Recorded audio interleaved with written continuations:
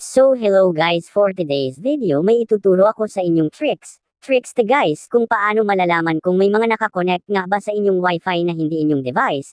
Itong tricks na ito guys ay tamang-tama sa mga taong nagtataka kung bakit mabagal na internet nila at para din ito guys sa mga taong limited lang yung kanilang internet. So itong ituturo kong method guys ay may i-download kayong application para guys kahit hindi nyo alam yung email at password ng wifi nyo sa website, makikita nyo pa din kung madami nga bang nakakonect sa wifi nyo na hindi naman sa inyo. So tara guys, simulan na natin. Take note guys, tapusin nyo itong video para malaman nyo kung ano yung application na dapat i-download. So unang gagawin guys ay punta ka sa Play Store mo. Dito sa Play Store guys, search mo, Wi-Fi Thief Detector.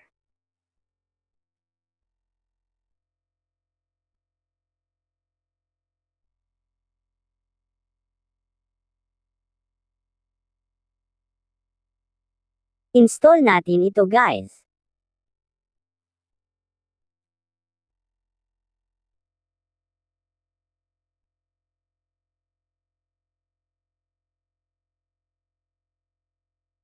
Pagka-install guys, next nyong gawin ay i-open mo na yung application.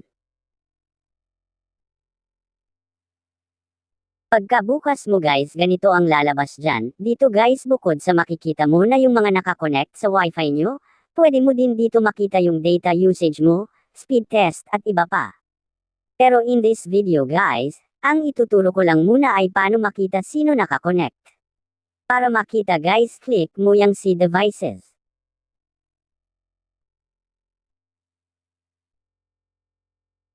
Ayan guys, kailangan lang muna natin intayin matapos yung scan.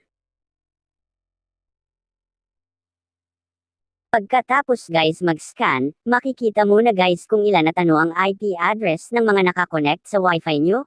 Kapag guys may nakita kayong hindi inyo, e-block mo yung device na yun at magpalit ka na ng password ng wifi para hindi na ulit sila makakonect. So ayun lang guys, sana may natutunan kayo.